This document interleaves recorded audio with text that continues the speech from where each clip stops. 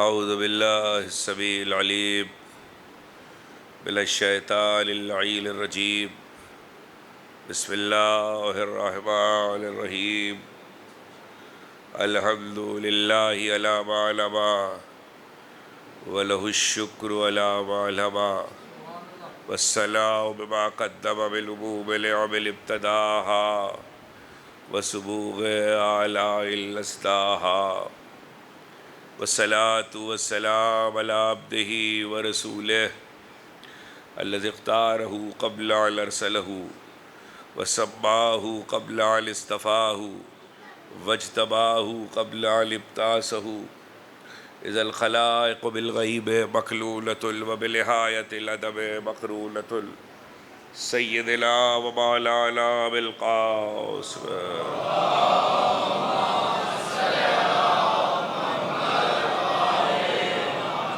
وأهل بيته الطيبين الطاهرين المعصومين المظلومين الذين أذهب الله عنهم الرجس وطهرهم تطهيرا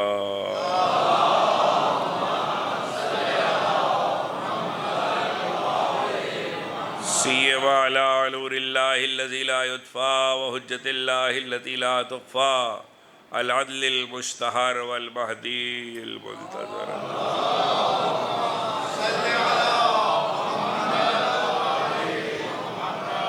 واللعنة الدائمة الباقية على أعدائهم ومنكر فضائلهم وغاصب حقوقهم أجمعين من يوم ظلمهم إلى يوم الدين أما بعد فقد قال الله سبحانه وتعالى في محكم كتابه الحكيم ربنا إني أسكنت من ذريتي بواد غير ذي زرع إلا بيتك المحرم صلوات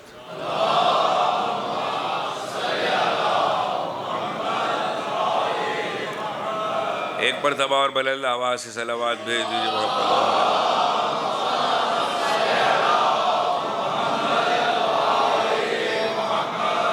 کتاب الہی کی جس آیہ وافی ہدایہ کے ذیل میں ہم نے کل گفتگو کا آغاز کیا ہے اس اشرے کے لیے وہ اپنے دوسرے مرحلے میں ہے اور کل ایک تو آغاز تھا تمہید تھی دوسرے وقت تنگ تھا میں نے مختصراً ابتدائی مرحلے میں صرف یہ عرض کیا تھا کہ انسان کے رہنے کے لیے ہر جگہ اردو کے اعتبار سے رہائش کہلاتی ہے لیکن عربی زبان میں 3 لفظ قرآن مجید نے الگ الگ رکھے دار اور ہے بیت اور ہے مسکن اور ہے بنیادی طور پر یہ آیت جو جسے میں نے سرنامہ بیان میں پڑھنے کا شرف حاصل کیا ہے یہ دعا ہے اور جیسا کہ میں کل کہہ رہا تھا کہ پروردگار نے مختلف دعائیں اپنے انبیاء کی اپنی کتاب میں رکھی ہے کل بھی ایک بات بتائی تھی کہ دعاؤں کو ازلی اور ابدی کتاب میں رکھنے کے مقاصد کیا ہو سکتے ہیں وجوہات کیا ہو سکتی ہے کون سی وجہ ہے کہ کسی طلب کرنے والے کی طلب کے لفظوں کو بھی اللہ نے بالوال قرآن میں رکھ دیا اس لیے کہ وہ ہدایت کا سبب ہے دوسری بات یہ ہے کہ دعاؤں کی 2 قسمیں قرآن میں ملے گی ایک اعتبار سے پہلے وہ سن لیجئے 2 قسمیں ایک قسم تو یہ ہے کہ میں دعا کر رہا ہوں مسجد میں بیٹھا ہوا نماز پڑھ رہا تھا بلند آواز سے دعا کر رہا تھا یا زری کے پاس بیٹھا ہوا بلند آواز سے دعا کر رہا تھا یا بارگاہ میں بیٹھا ہوا بلند آواز سے دعا کر رہا تھا برابر میں ڈاکٹر صاحب تشریف فرما تھے انہوں نے سن لیا تو ڈاکٹر صاحب نے نقل قول کیا کہ کمال صاحب یہ دعا کر رہے تھے جب نقل قول ہوتا ہے تو اس میں کوٹیشن آتا ہے یعنی یہ کہا جائے گا قالا قالا قالو قالت یعنی اس نے کہا ایک مرد نے کہا ایک خاتون نے کہا 2 مردوں نے کہا 3 مردوں نے کہا 3 خواتین نے کہا آدم نے کہا نوح نے کہا ابراہیم نے کہا یہ ہے کوٹیشن ایک یہ ہے کہ کوٹیشن نہیں ہے اللہ قرآن میں کوٹ نہیں کر رہا، یہ نہیں کہہ رہا آیت میں کہ ابراہیم نے کہا. مثال دے دیتا ہوں میں آپ کو. اذ یرفع ابراہیم القواعد من البیت واسماعیل ربنا تقبل منا انک انت السمیع العلیم. جب ابراہیم اور اسماعیل کعبے کی دیواروں کو بلند کر رہے تھے تو اب لفظ آیت میں نہیں ہے، کہہ رہے تھے لفظ نہیں ہے. آیت میں نہیں ہے قالا کہ وہ دونوں کہہ رہے تھے، لیکن آیت میں دعا ہے. اس کا مطلب سمجھنا چاہیے قرآن کے پڑھنے والوں کو. اس کا مطلب یہ ہے کہ اللہ یہ نہیں بتا رہا کہ وہ زبان سے کہہ رہے تھے، ان کے زبان پہ لفظیں تھی، یہ نہیں بتا رہا قرآن. قرآن یہ کہہ رہا ہے، اللہ یہ بتا رہا ہے کہ ان کے دل میں یہ بات تھی، چونکہ ہم سن لیتے ہیں. ان کے دل میں یہ تھا، چونکہ ہم سن لیتے اس لیے ہم نے سن لیا. ہم نے سن لیا اور قیامت تک کے لیے قرآن میں رکھ دیا. اب آپ کو پتہ چلا کہ دعاؤں کی دو قسمیں قرآن میں کون سی ہوئی. ایک قسم کیا ہوئی کہ جس میں اللہ نے کوٹیشن دی کہ فلاں نے ہم سے یہ دعا کی، اس نے یہ کہا، وہ تو زبان سے کہہ رہا ہے. ایک زبان سے نہیں کہہ رہا ہے، ایک صرف دل میں ہے. دل کی بات اللہ نے رکھ دی. اچھا، دل کی باتوں کا عجیب قانون ہے، یہ ہماری 2025 کی نسل نہیں سمجھتی. معذرت کے ساتھ جو میرے 1990 کے بعد کے پیدا ہونے والے بچے بیٹھے ہیں نا، یہ ذرا غور سے میری بات سنیں کہ یہ بچے یہ نہیں سمجھتے. یہ سمجھتے ہیں جس چیز کو ظاہر کیا جائے وہ عبادت ہے. اسلام کہتا ہے جو چھپایا جائے وہ عبادت ہے. یہ بچے یہ سمجھتے ہیں جس کا شو آف کیا جائے وہ عبادت ہے. ماتم کرو، تصویر کھنچوا لو. نماز پڑھو، تصویر کھنچوا لو. رو، تصویر کھنچوا لو. اس میں عبادت نہیں ہے. قرآن پڑھو تو پتہ چلے گا جتنا چھپ کے کرو گے اتنا عبادت ہے. کیوں؟ اس لیے کہ جس کے لیے کر رہے ہو وہ دیکھ رہا ہے. سارے معاشرے کو تم نے بتا دیا، اور جس کے لیے کر رہے ہو وہ، اس کے لیے تمہاری نیت خالص نہیں ہے. اچھا، فرق کیا پڑتا ہے؟ اب دونوں باتیں سمجھ لے میرے بچے، میں قرآن سے سمجھا رہا ہوں. ایک یہ کہ آپ نے بہت خلوص سے عبادت کی، چھپ کے کی. ایک یہ ہے کہ میں نے عبادت کی دکھا کے کی. نتیجہ پتہ ہے آپ کو کیا ہوگا؟ میں نے تصویریں کھنچوا کے کی، سوشل میڈیا پہ تصویریں پوسٹ کر کے کی، اللہ ذہنوں سے کمال حیدر بھلا دے گا. تم نے چھپا کے کی، خدا ظاہر کر دے گا.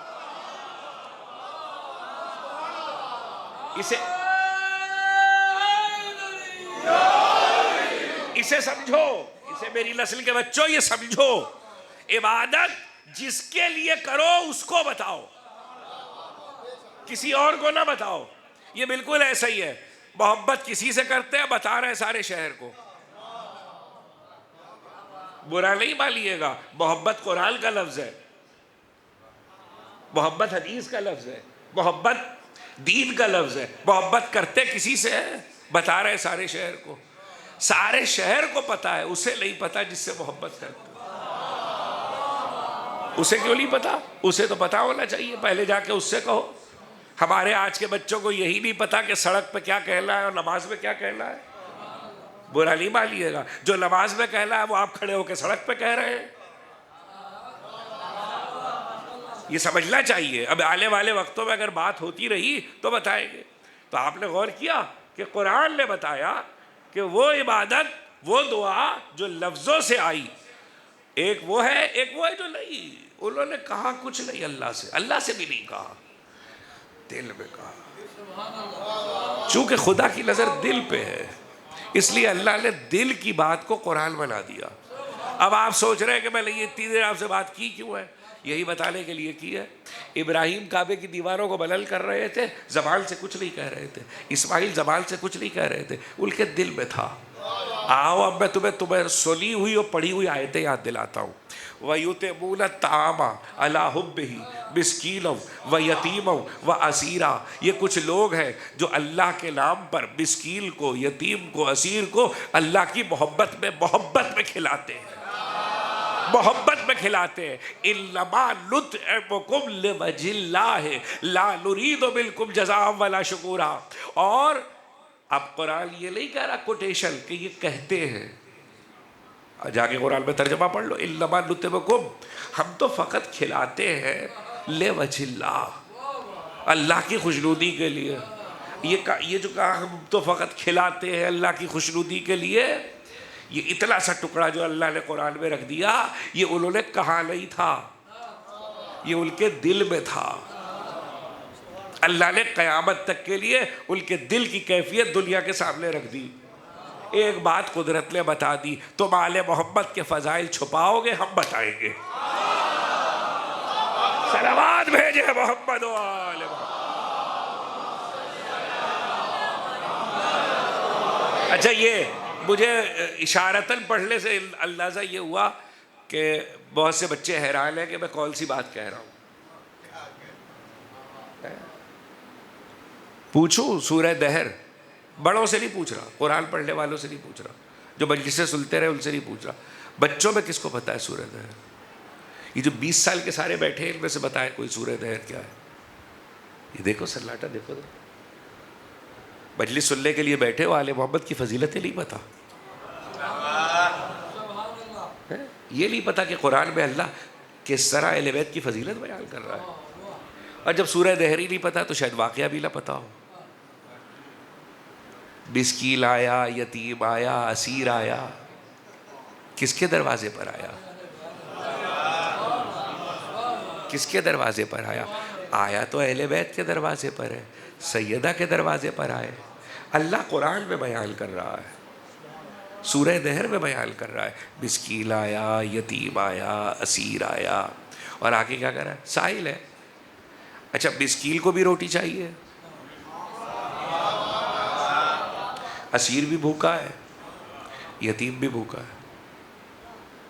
میں تم سے زیادہ سوال نہیں کرتا, ایک سوال کرتا ہوں, سوچا کرو آل محمد کی فضیلتوں پہ سوچا کرو. یہ پاکستان میں سے لے کر امریکہ تک چلے جاؤ اور ادھر تھائی لینڈ اور آسٹریلیا تک, دنیا کے جتنے ممالک ہیں ہر ملک میں جیل ہوتی ہے جس کو اردو میں آپ زندان کہتے ہیں. زندان سے قیدی چھوٹ جائے اور کسی کے دروازے پہ مانگنے آئے تو آپ کہیں کہ قیدی آیا تھا. مدینے میں تو رسول کا نظام تھا, رسول کے نظام میں جیل کہاں سے آئی؟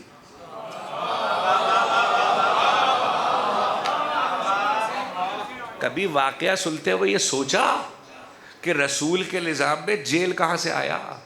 اس لیے کہ رسول کا نظام عدل پہ مبنی ہے. جیل تو عام طور پہ بنتی ہی تب ہے جب عدل میں تاخیر ہوتی ہے. تو رسول کے نظام میں جیل کہاں سے آئی؟ اور وہ کیسا قیدی تھا؟ کہنے لگے نہیں, وہ قیدی اصل میں ایسا تھا کہ وہ جو جنگیں ہوتی تھی, غزوے ہوئے ہیں, اس میں جو اسیر کافر گرفتار ہوتے تھے یہ وہ اسیر تھا, یہ جیل کا قیدی نہیں تھا. اچھا, تو وہ جو اسیر تھا وہ کہاں سے آیا؟ کہ کسی جنگ میں جو اسیر گرفتار ہوئے تھے. آپ کو پتہ ہے رسول جو جنگوں میں اسیر گرفتار ہوتے تھے اس کے لیے اسلام کا قانون کیا ہے؟ اس کے لیے اسلام کا قانون یہ تھا کہ وہ جو اسیر آتے تھے رسول اللہ ان سے پوچھتے تھے پڑھے لکھے ہو کہ جاہل ہو؟ آپ لوگ حیرانی سے میرا منہ دیکھ رہے ہیں, پہلا سوال رسول یہی کرتے تھے, پڑھے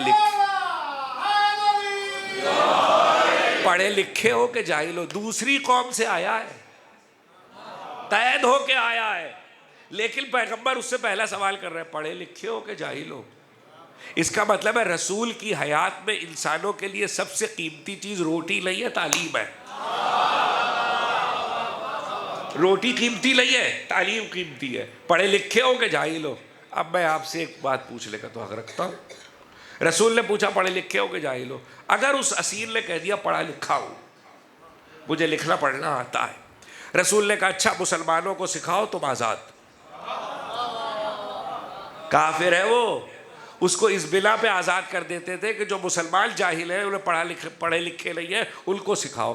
بس مجھے ایک بات امت بتا دے, جو رسول پڑھنے لکھنے والوں سے اتنی محبت کرتا ہو وہ رسول ایسا کیسے ہوگا کہ نہ پڑھا تھا نہ لکھا؟ صلوات بھیجے محمد و آل محمد.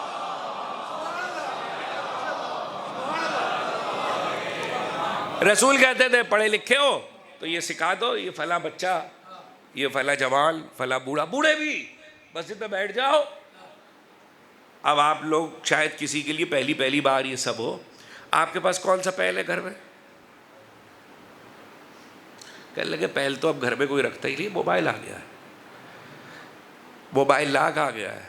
قلم کی قیمت ختم نہیں ہو سکتی. پہل کو قلم کہتے ہیں. ہمارے زمانے میں لبو والے پہل ہوتے تھے. اس سے پہلے یہ بزرگ بیٹھے ان سے پوچھو، سرکلے کے قلم ہوتے تھے. سرکلے کے ایک میں روشنائی میں ڈبو کے لکھا جاتا ہے، سرکلے کے قلم. رسول اللہ کے زمانے میں بھی وہی قلم ہوا کرتے تھے، سرکلے کے. جو لوگ مسجد میں لکھتے پڑھتے تھے یا لکھنا پڑھنا جن کو آ گیا تھا، وہ قلم کو ایسے زمین پہ رکھ دیتے تھے. بھئی توجہ کیجئے گا، وہ قلم کو زمین پہ رکھ دیتے تھے ایسے کر کے، اور رکھ کے چلے جاتے تھے. اب ادھر سے مثلاً کمال صاحب آ گئے، انہوں نے دیکھا نہیں قلم پہ پیر پڑ گیا. 2-4 جگہ جب ایسا واقعہ ہوا، رسول نے کہا قلم کی عزت کیا کرو.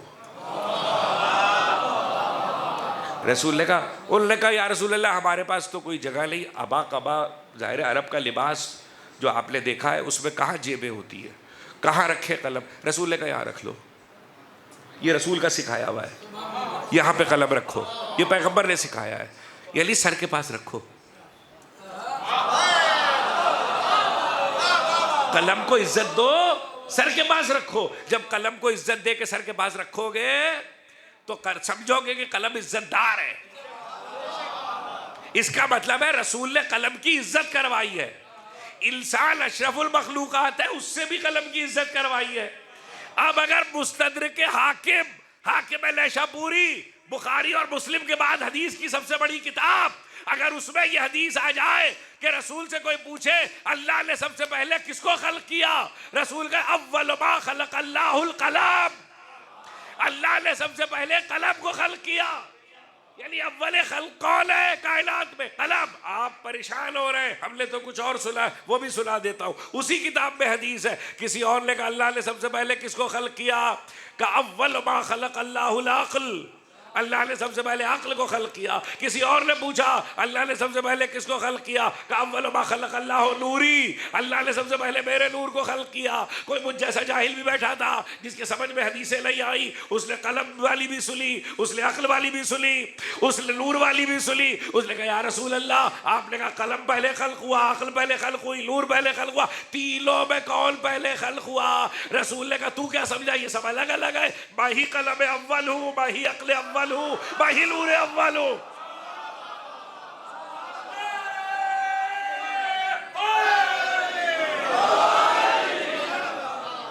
میں ہی نور اول ہوں.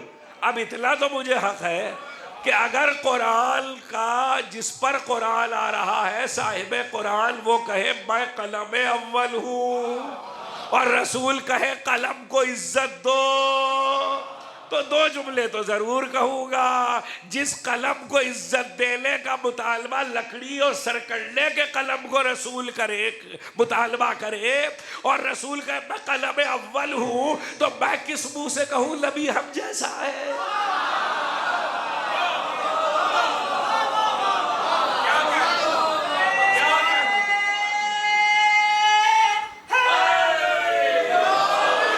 میں کس منہ سے کہوں نبی ہم جیسا ہے؟ دوسری بات یہ کہ قرآن پڑھا آپ نے، بسم اللہ الرحمن الرحیم، نون، آئے شاباش.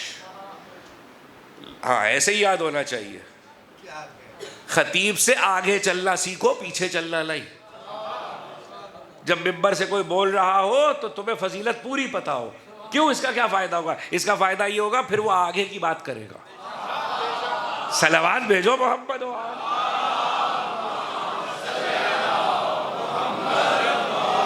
اچھا بھائی ٹھنڈی صلواتوں میں کوئی اور مجلس پڑھتا ہوگا، کمال حیدر نہیں پڑھتے.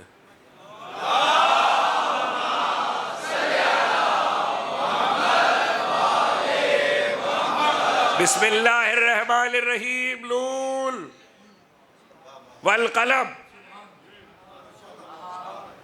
قلم کی قسم. نون کیا ہے پھر کبھی بتاؤں گا. قلم کی قسم. کون کھا رہا ہے؟ اللہ. یہاں قلم کون ہے؟ آ گیا نا مستدرک حاکم میں. رسول نے کہا میں قلم ہوں. اس کا مطلب ہے اللہ اپنے رسول کی قسم کھا رہا ہے اور قلم کہہ کے کھا رہا ہے. قلم کی قسم. مجھے بتاؤ اگر میرے پاس کوئی ایسا قلم ہو جس کو لکھنا نہ آتا ہو, اگر میرے پاس کوئی ایسا, میرے پاس آج تقریر یہاں پہ مڑ گئی ہے تو دو چار جملے سن لو, میں جہاں پہ روکا ہوں وہیں پہ واپس آؤں گا. اگر آج آ گیا واپس تو آج, کل آج نہیں آ سکا تو کل, کل نہیں تو پرسوں. عشرے کا یہی فائدہ ہوتا ہے, لیکن یہ تب ہوگا جب ذہن ساتھ چلے گئے. اللہ کہہ رہا قلم کی قسم, رسول کہہ رہا میں قلم ہوں. میرے پاس ایسا قلم ہو جو لکھ نہ سکتا ہو, عزت کر کے اسے کہیں ڈراز میں رکھ تو دوں گا, لیکن ہر وقت جیب میں لگا کے نہیں پھروں گا. اس کا مطلب کیا ہوا؟ مجھے بتاؤ جو جب قلم اول رسول ہے اور قرآن قلم, اللہ کی قسم قرآن اللہ کھا رہا ہے, اسی قلم کی قسم قرآن میں ہے, اسی رسول کی, تو میں کیسے کہوں کہ رسول کو لکھنا بھی نہیں آتا تھا, رسول کو پڑھنا بھی نہیں آتا تھا. اب آپ ذرا یہ سن لیا تو اس سے آگے کی بات بھی سن لیجئے. وہ بہت کام کی ہے. یہ بند کر دیجئے بھائی موبائل آپ, ہاں بند کر دیجئے. آپ ہی سے کہہ رہا ہوں, ان سے کہہ رہا ہوں, برابر والے بھائی سے صلوات بھیجیے.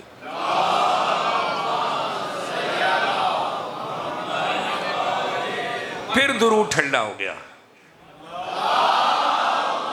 صلی علی. اچھا دیکھیے یہ میری فرمائش نہیں ہے, یہ میں آپ کو بتا دوں, یہ ذاکر کی, خطیب کی, عالم کی تمنا نہیں ہوتی, بالی کی فرمائش نہیں ہوتی, یہ رسول کا حکم ہے. شیخ صدوق نے ثواب الاعمال میں یہ حدیث نقل کی ہے کہ جب مجھ پہ درود بھیجو, جب اونچی آواز سے بھیجا کرو, ایسا کرنے سے دل کا میل دھل جاتا ہے. صلی اللہ. ایسا کرنے سے دل کا میل دھل جاتا ہے. اب ایک بات اور بتا دوں, قبلہ موجود ہے. آپ کچھ چیزوں کو, ہمارے ہاں بڑا مسئلہ یہ ہے کہ کچھ چیزوں کو لوگ مذہبی سمجھتے ہیں, وہ مذہبی نہیں ہوتے, ان کا تعلق زبان و ادب سے ہوتا ہے. آپ کہ وہ زبان و ادب کے مسائل کیا ہے, میں بتا دیتا ہوں. زبان و ادب کا مسئلہ یہ ہے کہ اگر کسی جگہ پہ, اب اردو میں تو رائج نہیں ہے نا زیر زبر پیش, عربی میں تو ہے. اب اگر عربی میں اللہ کہہ رہا ہے قال زید, تو زید پہ پیش آئے گا قالا کی وجہ سے. الا زید, تو زید کے نیچے, دال کے نیچے زیر آئے گا اللہ کی وجہ سے. کیا مجھے اجازت ہے کہ میں اس کو بدل دوں؟ نہیں. جب نہیں بدل سکتا تو کیوں نہیں بدل سکتا؟ قرآن کی وجہ سے یا عربی کی وجہ سے؟ دونوں وجہ سے. عربی میری زبان نہیں ہے, قرآن اللہ کی زبان ہے. مجھے حق نہیں ہے کہ میں کسی کی گرامر بدل دوں. یہ مذہبی مسئلہ نہیں ہے, گرامر کا مسئلہ ہے. آپ سمجھ گئے؟ تو جب گرامر کا مسئلہ آتا ہے تو گرامر میں کوئی بھی چیز اسی طریقے سے پڑھی جاتی ہے جیسے اس زبان کی گرامر میں ہوتی ہے. انگریزی کی گرامر بدلنے کا میرا حق نہیں ہے, فارسی کی گرامر بدلنے کا میرا حق نہیں ہے. میں اردو والا ہوتے ہوئے اردو کی گرامر نہیں بدل سکتا, تو دوسری زبان کی گرامر کیسے بدلوں گا؟ اب آپ کہیں کہ میں نے یہ بات کیوں کی؟ عربی گرامر کا قانون سنیے, وقف کرنے کی کوئی وجہ ہونی چاہیے. یعنی آپ کو اگر کہیں پہ ٹھہرنا ہے, لفظ کو پڑھ کے عبارت ایک چل رہی ہے اور آپ کو کہیں پہ ٹھہرنا ہے, یا مولا یا ابا عبداللہ لکھا ہے, یہ سامنے لکھا ہے, یا مولا یا ابا عبداللہ. اب آپ بیچ میں وقف کریں یا مولائی یا ابا عبداللہ, تو آپ کے پاس وقف کرنے کی کوئی وجہ ہونی چاہیے. اگر آپ کے پاس وجہ نہیں ہے تو آپ وقف نہیں کر سکتے. آپ کو یا مولایا یا ابا عبداللہ ہی پڑھنا پڑے گا. بات سمجھ میں آ گئی؟ اسی طریقے سے عربی میں کہیں پہ تشدید لگا ہوا ہے اور اس سے پہلے نیچے زیر ہے یا زبر ہے, تو اس کا اصول یہ ہے کہ پچھلا زیر اگلی تشدید سے مل جائے گا، آپ کو ملا کے پڑھنا پڑے گا، آپ وقف نہیں کر سکتے. یہ گرامر کا مسئلہ ہے، مذہب کا نہیں ہے. اللہم صلی علی محمد و آل محمد ہے، محمد و آل محمد نہیں ہے. صلوات بھیجیے محمد و آل محمد پر.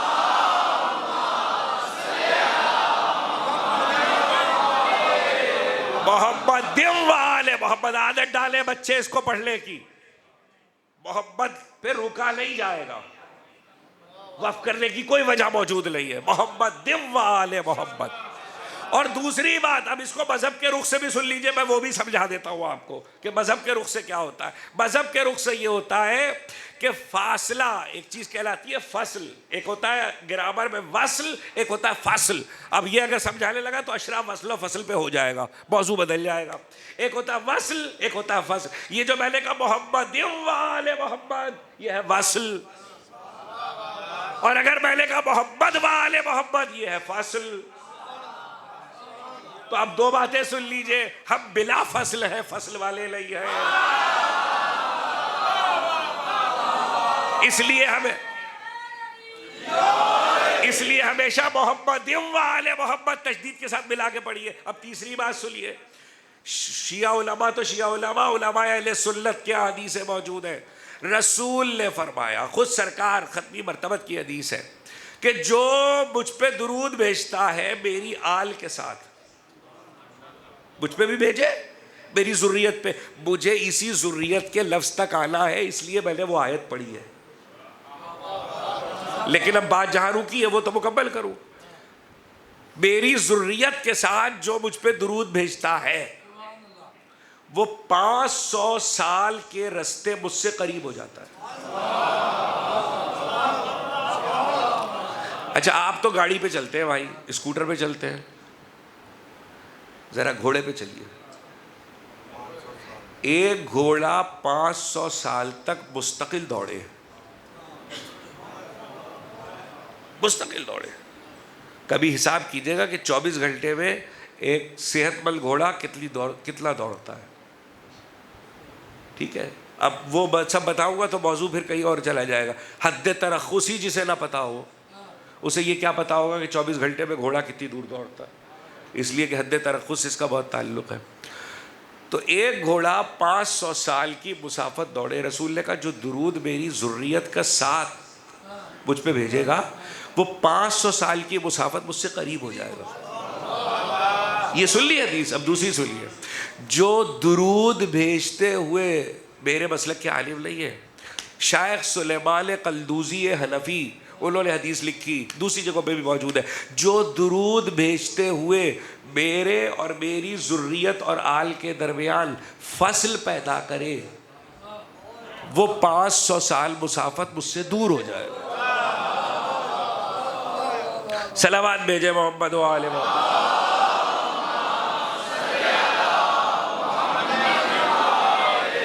تو کہیں ایسا تو نہیں کہ ہم درود پڑھنے میں اگر فصل پیدا کر دیں تو بجائے قریب ہونے کے اور رسول سے دور ہو جائیں. عرض یہ کر رہا تھا کہ قلم کون ہے؟ رسول ہے. اب حدیث سنیے. ایک عالم ہے، میں سامنے کا حوالہ اس لیے دے رہا ہوں کہ کتاب آپ کو مل جائے گی تو دیکھ لیجئے گا، ورنہ عربی کتابوں کا بہت حوالہ ہے. کتاب کا نام ہے نزہۃ المجالس. یہ اردو ترجمہ ہو چکی ہے، اردو بازار لاہور میں بھی موجود ہے، اردو بازار کراچی میں بھی موجود ہے. اس کے لکھنے والے عبد الرحمن صفوری شافعی.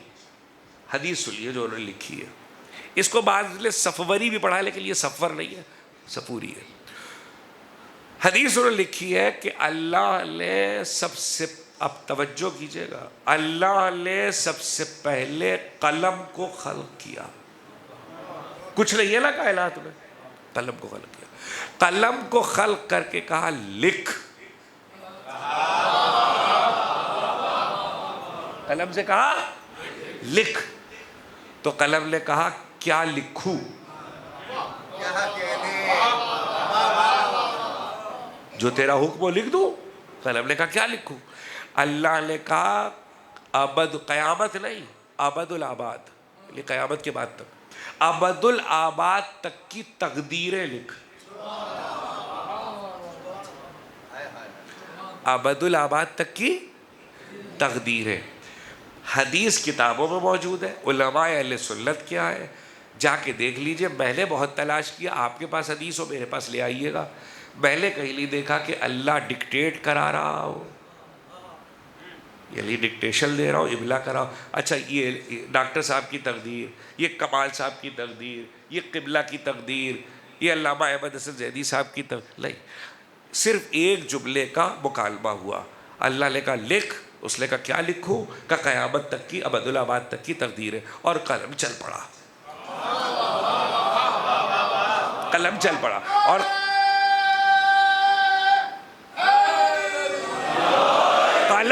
قلم لے سب کی تقدیریں لکھی. تقدیر کسے کہتے ہیں؟ دو لفظ آپ کے پاس ہوتے ہیں, قدر ہے, قضا ہے. قدر تقدیر ہے, یعنی جو کچھ ہماری تقدیر میں لکھا, کہتے ہیں نا لوگ یہ تو ہونا ہی تھا, یہ تو تقدیر میں لکھا ہے, یہ تو ہو کے ہی گزرے گا, یہ تو تقدیر میں لکھا ہے, یہ تو بدل نہیں سکتا, یہ تو تقدیر میں لکھا ہے. اب یہ الگ مسئلہ ہے کہ لوگوں کو پتہ ہی نہیں ہے بدلنے والا کون ہے.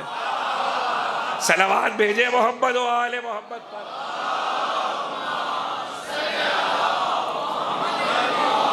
کیونکہ اللہ نے اگر تقدیر رکھی ہے تو کوئی تقدیر کا بدلنے والا بھی رکھا ہے. لیکن ابھی اس پہ بحث نہیں ہے, ابھی ہمیں کچھ نہیں پتا کون ہے کیا ہے. ابھی تو ہم یہ دیکھ رہے ہیں کہ اللہ نے قلم کو سب سے پہلے خلق کیا اور کہا لکھ. کیا لکھوں؟ قیامت تک کی ابد الآباد تک کی تقدیر ہے. اب لکھ ڈالی قلم نے سب کی تقدیر ہے. جب قلم نے سب کی تقدیریں لکھی تو یہی لکھا ہوگا نا, کمال صاحب کی تقدیر میں اتنی دولت ہے. اب جتنی قلم نے لکھ دی اتنی آئے گی نا. کمال صاحب کی تقدیر میں 2 مکان ہیں تو جتنے قلم نے لکھ دیے اتنے ہی ہو گئے. کمال صاحب کی تقدیر میں 4 بیٹے ہیں تو جتنے قلم نے لکھ دیے اتنے ہی ہو گئے. اس کا مطلب ہے قلم کی لکھی ہوئی ہی تقدیریں ہیں سب, اللہ نے املا نہیں کرایا ہے. آپ سمجھے نہیں؟ قلم نے جو لکھ دیا اللہ نے اسے سب کی تقدیر بنا دیا. اگر میری بات پہنچ گئی تو میرا اگلا جملہ سن لیجئے. قلم نے جو لکھ دیا اللہ نے اسے سب کی تقدیر بنا دیا. اگر یہ مقدمہ سمجھ میں آ گیا ہے تو اب سمجھو کہ سوال کرنے والے کے سوال پر لالا رسول یہ نہیں بتا رہا کہ اللہ دینا نہیں چاہتا, بلکہ یہ بتا رہا ہے کہ تقدیر میں لکھا نہیں گیا تھا. حسین نے کہا لالا میں نے دیے.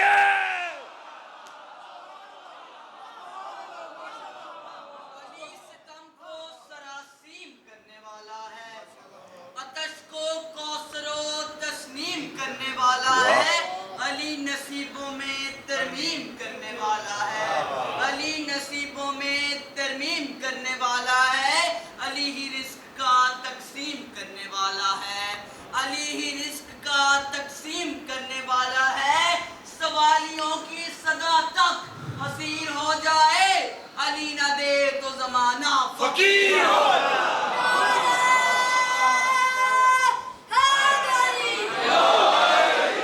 ایک صلوات بھیجیے میں اللہ آواز سے.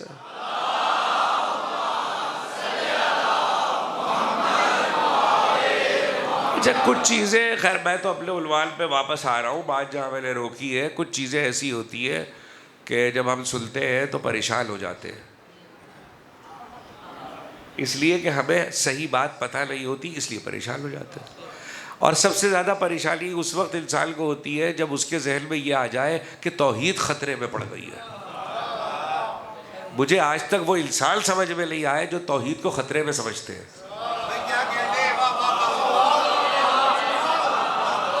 خود, اب میرا جملہ سمجھ لیجئے, خود کبھی محفوظ نہ رہنے والا انسان اللہ کو خطرے میں سمجھ رہا ہے.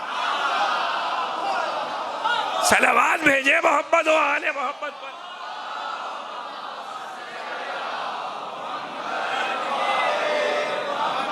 خود کبھی محفوظ نہ رہنے والا انسان جس کو خود ایک محافظ چاہیے ہے, 2 گارڈ 10 گارڈ, کون ہے بھائی؟ سیکورٹی گارڈ ہے. کیوں؟ یہ کیا کریں گے؟ حفاظت کریں گے. ارے سبحان اللہ. بس انسان جیسا خود ہے ویسے ہی سمجھتا ہے. چونکہ خود سیکورٹی کے لیے گارڈ رکھے ہوئے ہیں, اس لیے فرشتوں کو اللہ کا سیکورٹی گارڈ سمجھا ہوا ہے.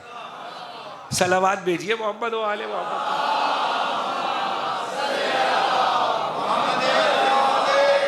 اور پھر سمجھتا ہے انسان کے اللہ یا توحید معاذ اللہ خطرے میں. لا توحید خطرے میں ہے، لا اللہ کا نظام خطرے میں ہے.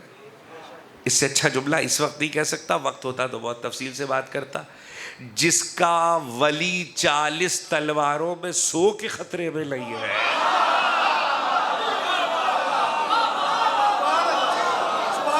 اس اللہ کی توحید کیا خطرے میں؟ چونکہ ہمارے ذہن میں مسئلہ ہے، ہمیں کچھ پتہ نہیں ہے، ہم احساس کمتری کا شکار ہیں، ہم کمپلیکس میں ہیں، اس لیے ہم ایسی باتیں سوچتے ہیں. یہ بچے نے ابھی مصرع پڑھا، تقسیم کر، رزق کا تقسیم کرنے والا ہے. بہت سے چہروں پہ پہلے تحفظات دیکھ لیے ہے، یہ کیا کہہ رہا ہے. اچھا صحیح بخاری کی حدیث سناؤ. اب بچے کا مصرع تو چھوڑ دیجئے آپ. کیا نام ہے میاں تمہارا؟ وفی عباس. اب یہ ایک الگ موضوع ہے کہ آپ کے ہاں اردو میں وفا نام رکھا جاتا ہے، وفی نہیں رکھا جاتا. ابھی اس کے باپ کے لیے دعائیں جس نے وفی نام رکھا ہے. اور وفی میں کیا معنی ہے وہ پھر کبھی بات ہوگی. صحیح بخاری کی حدیث ہے، مصرع بھول جائیے ابھی. صحیح بخاری کی حدیث ہے، رسول نے کہا اللہ اور اپنی بات کرتے ہوئے، هو المعطی وعلی القاسم، وہ عطا کرنے والا ہے، میں تقسیم کرنے والا ہوں.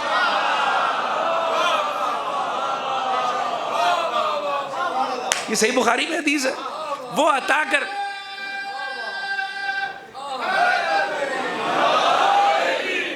وہ عطا کرنے والا ہے جی، هو المعطی وعلی القاسم، وہ عطا کرنے والا ہے، میں تقسیم کرنے والا ہوں.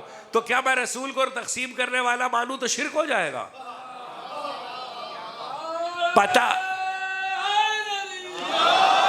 پتہ یہ چلا کہ رسول کی اس حدیث، بھئی صحیح بخاری میں ہے تو صحیح ہے نا،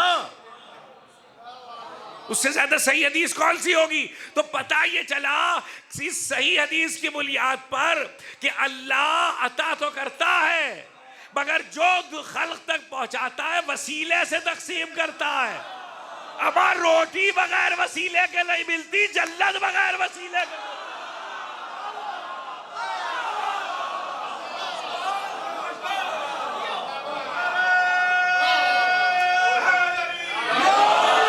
بس میں منزل پر آ گیا.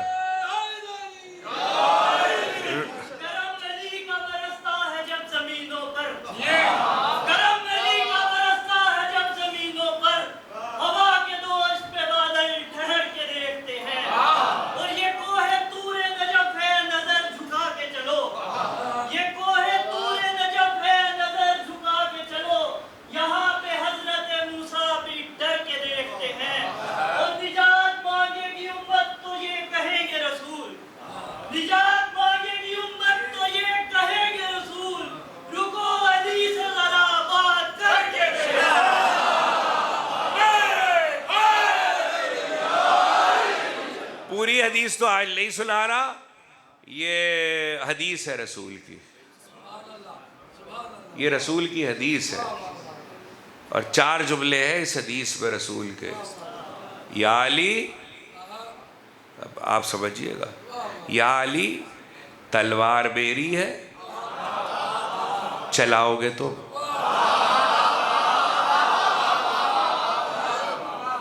یا علی تلوار میری ہے، چلاؤ گے تو. علم میرا ہے،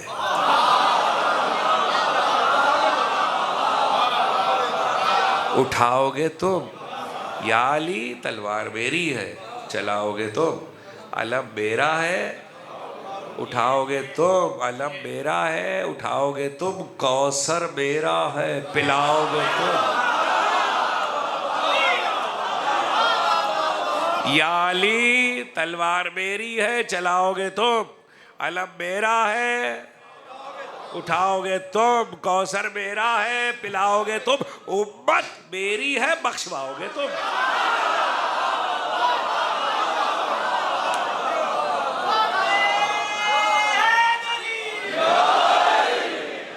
اب ایک بات ضرور ہے، بڑے اچھے شعر پڑھے میرے بھائی نے.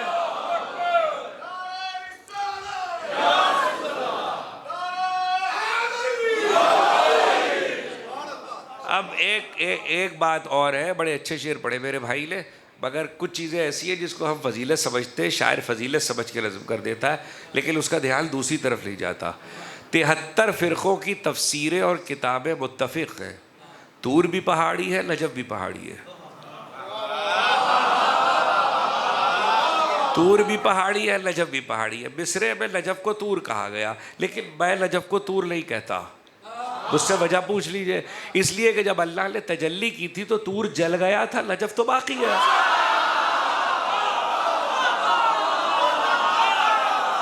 صلوات بھیجے محمد و آل محمد۔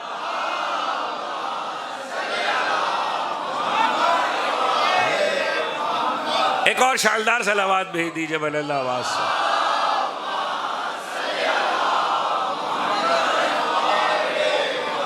واپس آؤں گا، بات جہاں رکی ہے، آج اس منزل پر رک گیا کہ لالا اگر یہ کہہ رہے ہیں کہ بیٹا تقدیر میں نہیں ہے، تو اس کا مطلب یہ مت سمجھو کہ لالا انکار کر رہا ہے کہ ملے گا نہیں، بلکہ لالا یہ بتا رہے ہیں کہ لکھا نہیں ہے۔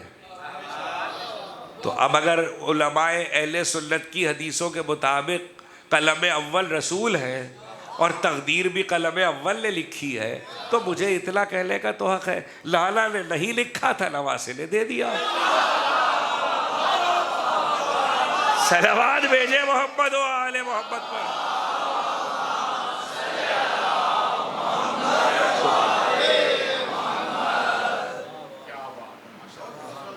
وہ لالا اور وہ نواسا جو بہت محبت کرتے ہیں، بڑی بڑی محبتیں دنیا میں زندہ ہیں، لیکن اس گھرانے کی محبت کی کوئی مثال کائنات میں نہیں ہے۔ ایسی محبت ہے، کچھ بڑی بنیادی سی باتیں اس لیے کہہ رہا ہوں کہ بچے یاد رکھیں۔ حضرت ام سلمہ رضی اللہ تعالی عنہا، یہ حدیث شیعوں سے زیادہ برادران اہل سنت کی کتابوں میں ہے، اور شاید ہی کوئی کتاب امام حسین کے تذکرے کی اور رسول کی حدیثوں کی ایسی ہو برادران اہل سنت کی جس میں یہ حدیث نہ ہو ذکر حسین میں۔ کہتی ہے کہ ایک دن رسول آئے میرے حجرے میں، اور رسول نے کہا ام سلمہ حجرے کا دروازہ بند کر دو۔ میں نے دروازہ بند کر دیا، میں دروازے پہ ڈیوڑی پہ بیٹھ گئی۔ کچھ دیر میں دستک ہوئی، آواز آئی۔ میں نے پوچھا کون؟ تو آواز آئی حسین، حسین۔ ام سلمہ نے کہا میں نے چاہا کہ میں کہہ دوں کہ لالا آرام کر رہے ہیں، آپ کی آوازیں بلند ہو گئی، خدا آپ کی آوازوں پر رحمت نازل کرے۔ سیدہ کو جیسے آپ کے آنسو پسند ہیں، ایسی گریے کی بلند آوازیں بھی پسند ہیں۔ اور میں نے کل بھی کہا تھا اور کہتا رہوں گا کہ اہل بیت پر، حسین ابن علی پر، حسین کے انصار پر، کربلا والوں پر اور اہل حرم کی مصیبت پہ جب رونا، چیخ مار کے رونا، کبھی اپنی آوازوں کو اونچا کرنے میں خست نہ کرنا، بخل نہ کرنا۔ تمہارے مولا نے کہا مجھے رلا رلا کے مارا گیا۔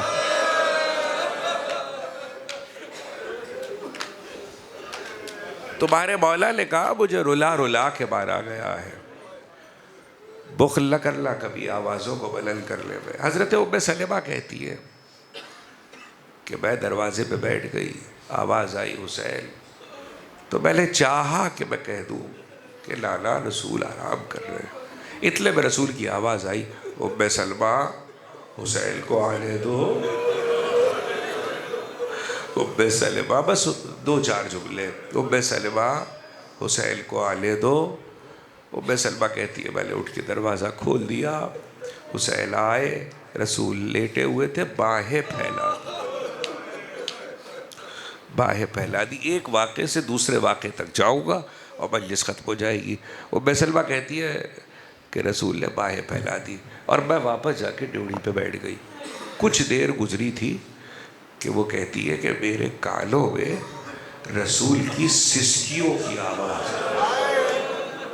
سمجھتے ہیں نا میرے بچے سسکیاں کسے کہتے ہیں؟ گھٹ گھٹ کے رونا، گھٹ بغیر آواز کے گھٹ گھٹ کے رونا کا سسکیوں کی آواز ہے. کہتی ہے میں حیران ہوئی کہ رسول رو رہے. تھوڑا سا کچھ دیر گزری تو سسکیاں تیز آواز میں بدلنا شروع ہوئی اور رسول کی آواز بلند ہونا شروع ہوئی. میں قریب گئی, میں نے کہا محبوب خدا اللہ نہ رولائے کسی بات پہ, پہلے سسکیوں سے روئے اب روئے. لیکن میں نے ایک عجیب منظر دیکھا. کہتی ہے میں نے دیکھا کہ نواسے کو گلے سے لپٹاتے تب روتے, رخسار چومتے پھر روتے, ماتھا چومتے پھر روتے, گلا چومتے پھر روتے. اور اس کے بعد ام سلمہ کہتی ہے میں نے دیکھا کہ حسین کے پیٹ پہ سے شکم پہ سے کپڑا دامن ہٹاتے, بدن کو سینے کو چومتے اور روتے, شکم کو چومتے اور روتے. ام سلمہ نے کہا اللہ نہ رلائے محبوب خدا یہ کیا عالم ہے. رو کے کہہ لے ام سلمہ جہاں جہاں تلواریں پڑے گی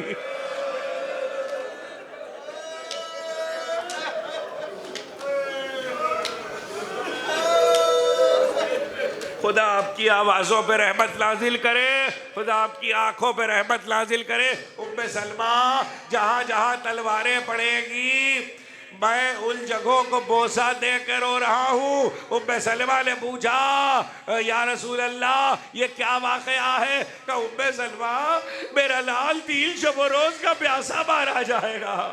ابھی جبریل آئے تھے اور خبر دے رہے تھے میرا لال تیل شب و روز کا پیاسا مارا جائے گا, اس کی گود کے بالے اس کے سامنے ذبح کر دیے جائیں گے. اور کہنے لگے ام سلمہ یہ دیکھو شیشہ, جسے آپ شیشی کہتے بوتل, شیشہ دیکھو اس میں یہ خاک ہے کربلا کی, یہ جبریل دے کے گئے ہیں. ام سلمہ اسے رکھ لو, جب یہ خاک خون ہو جائے سمجھنا میرا حسین مارا گیا, سمجھنا میرا حسین مارا گیا. لو عزادارو ہو گئی مجلس. ام سلمہ کہتی ہے رسول دنیا سے پردہ کر گئے, کئی برس گزر گئے, وہ وقت آ گیا کہ حسین نے مدینہ چھوڑ دیا.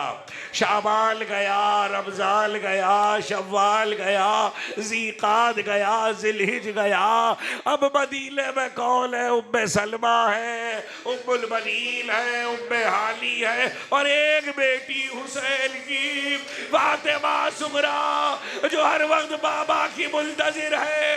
جب محرم کا چاند ہوا تو صغریٰ نے کہا اے لالی لبی کا روزہ بہت اداس ہے. خدا آپ کی آوازوں پہ رحمت نازل کرے, خدا آپ کی آنکھوں پہ رحمت نازل کرے. اے لالی لبی کے قبر پہ بہت ویرانی ہے, بڑی اداسی ہے, لیکن لالی کیا جواب دے؟ ایسے میں عجیب فقرہ ہے, کیسے سنو گے مجھے نہیں پتا. محرم کی 7 تاریخ جب آئی, 7 تاریخ, تو صغریٰ نے ام سلمہ سے کہا لالی جانے کیا بات ہے, آج صبح سے حلق میں پانی اٹک رہا ہے.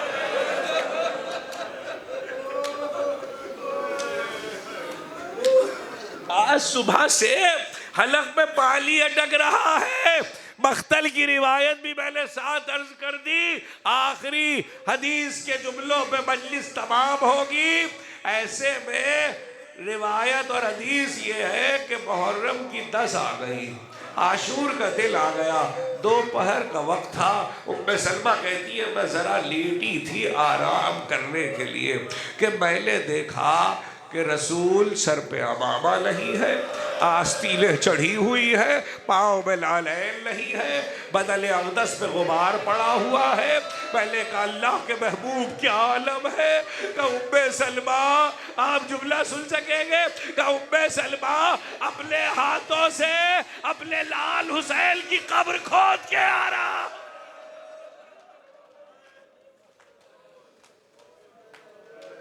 ام سلمہ اپنے ہاتھوں سے اپنے لال حسین کی, آخری جملہ, حسین کی قبر کھود کے آ رہا ہوں. ام سلمہ کو کچھ یاد آیا, اٹھی تو دیکھا طاق پہ سے وہ شیشہ اتارا تو دیکھا خاک میں سے لہو ابل رہا ہے. آخری جملہ لہو ابل رہا ہے. ام سلمہ نے وہ خاک ایک بچھے ہوئے فرش پہ رکھی اور بال کھول کے بیٹھ گئی. اور روتی جاتی تھی. اتنے میں فاطمہ صغرا کے حجرے کا دروازہ کھلا.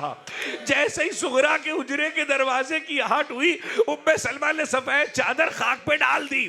ایسے میں صغرا باہر آئی, یہ کہتی ہوئی, اے لالی, میرے مسافروں کی کوئی خبر نہیں آئی؟ ہوا کا جھونکا آیا, چادر اڑی. صغرا نے کہا میرا بابا مارا.